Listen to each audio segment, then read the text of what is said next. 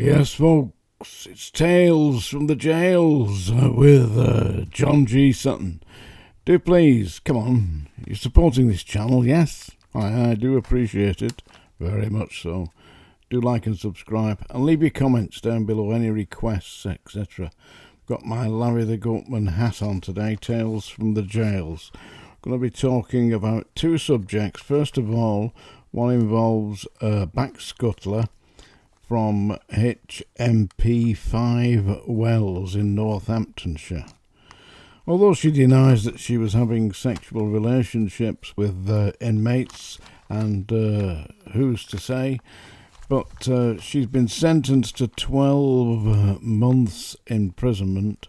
She's aged 26. Her name's Amy Duke. I'm going to put a link down below so that you can have a look at this and make your own mind up about what you think about this. But 26 years old, captured on CCTV cameras going into prisoners' cells inappropriately, and a mobile phone indicated that with one particular inmate she had sent 248 contacts, messages, which include images that had been requested by the prisoner. Send me some of your pictures, and she'd sent him some which she said included photographs of her tan. Well, I've heard it called some things, but I've never heard it called a tan before. Usually call it a fanny. Anyway, that's me lapsing into the vernacular there, folks. Sorry about that. Another inmate that she'd sent 248 to the first inmate, 254 messages and photographs to a second inmate, and inappropriate behaviour, misconduct in a public office. Of course, the problem is HMP 5 Wells, quite a notorious jail apparently, because there'd been, in the last 12 months alone, 3 female prison officers from the same prison, HMP 5 Wells, who have been found guilty, convicted and sentenced for misconduct in public office. I have to say I'm deeply indebted to Larry the Goatman for giving me an idea which he believes is the reason why that female prison officers are engaging in misconduct with inmates, and he believes that this is because the authorities want to entertain the convicts. Does anybody have any thoughts on that?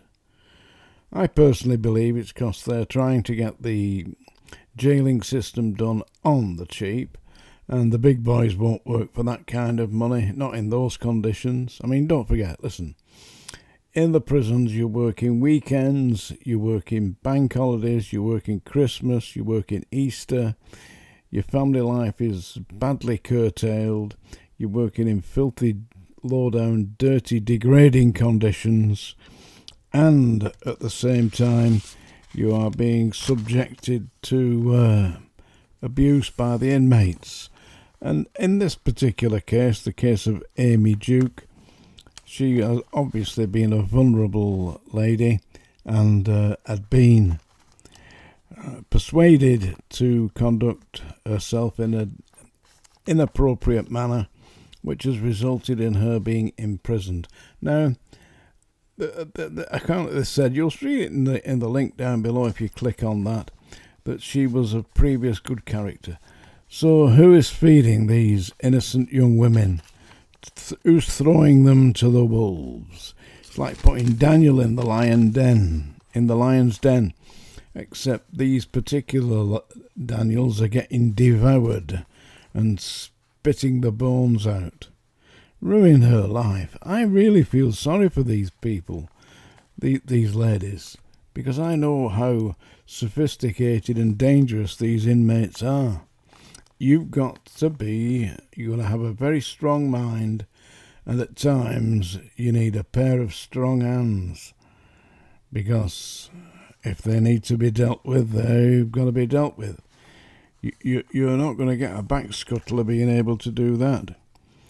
So that's one subject for today. The other subject I want to talk about is the death in custody of a man called Keith Gadd, who was serving a imprisonment for public protection order in prison, sentenced effectively indefinitely, and he had served 13 years beyond the recommended minimum tariff, which was 3 years. So he'd actually done 16 years in prison.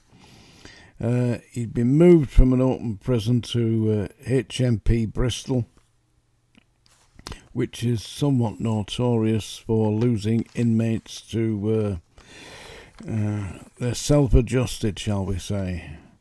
Well, he self-adjusted himself out of the system, and the coroner's court found that he was death by his own hand. The problem is, you've got people in there who've served 20 times or more the recommended minimum tariff. And this is an absolutely disgraceful statistic that I have checked, and you can check it too.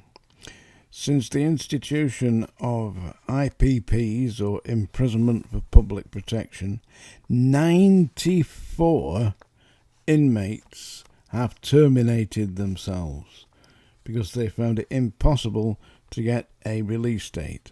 94 prisoners ended their sentences by their own hands. And the government knows that this. The United Nations state that this is psychological torture. You put somebody in prison with no release date. Certain people can never come out. And they know that when they go in. People like Ian Brady. Never going to get out. Well, he did get out in the end, didn't he? He effectively went on a food-free diet, self-imposed. So that's my little rant for today. I'm deeply indebted to all those of you who put comments and likes and subscribe. And, of course, Bob the Bob, by the way, I believe he's got a screaming goat. Is that right, Bob the Bob? You got a screaming goat? I've got a screaming goat too. So I'll tell you what, before I read the poem, which I'll do with my hat off now, Tales from the Jails, folks. Yeah, there we go, hat off, there we go. Baldy head. I've not always had a baldy head, you know. Anyway, Bob the Bob, get your screaming goat. We'll have a screaming session together. I am now going to read a poem and then sing a song, and I would like your opinion on this. There we go. Thank you very much, you miserable old goat. And now, a poem. This is by Henry Wadsworth Longfellow, and it's The Rainy Day. I particularly like this because today, here we are in Lancashire, and it's absolutely been lashing it down. Not all the time, we get intermittent breaks of sun, but been wet, believe me. So this is The Rainy Day by Henry Wadsworth Longfellow. The day is cold and dark and dreary. It rains and the wind is never weary. The vine still clings to the mouldering wall, but at every gust the dead leaves fall, and the day is dark and dreary. My life is cold and dark and dreary. It rains and the wind is never weary. My thoughts still cling to the mouldering past, but the hopes of youth fall thick in the blast, and the days are dark and dreary. Be still, sad heart, and cease repining. Behind the clouds is the sun still shining. Thy fate is the common fate of all. Into each life Some rain must fall. Some days must be dark and dreary. The Rainy Day by Henry Wadsworth Longfellow. Well, I sincerely hope you enjoyed that. And now, yes, folks, it's that time of day that you've all been longing for, I know. Waiting for this. Here we have it. Song Dinger, you've been warned. And this is a song by a man called Long John Baldry. I saw Long John Baldry 50 years ago or so, maybe a bit more than that, about 50 years ago. He was at a club called the Garrick Theatre Club in the town of Lee, near Wigan, in Lancashire. We saw him on stage and he was brilliant, really good. And he sang this song. And then we saw him later. We were having dinner at a Chinese restaurant on Lord Street in Lee. And he was sat with Rod Stewart, believe it or not. We left him to it. Gave him a wave as we went out, me and my mate Ken. Yeah. So this is a song by Long John Baldry. It's called It's Too Late Now. I'm singing this especially for Hazel and Aidan. Aidan, yeah, alright. And Hazel, that's his mummy, in Shropshire. This is It's Too Late Now.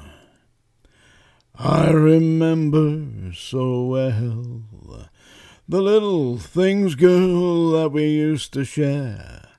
The way the firelight seemed to touch your hair.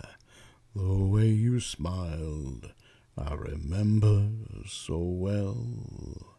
How we would sit and talk the hours away. We never even knew the time of day. And still I find I can't get you out of my mind.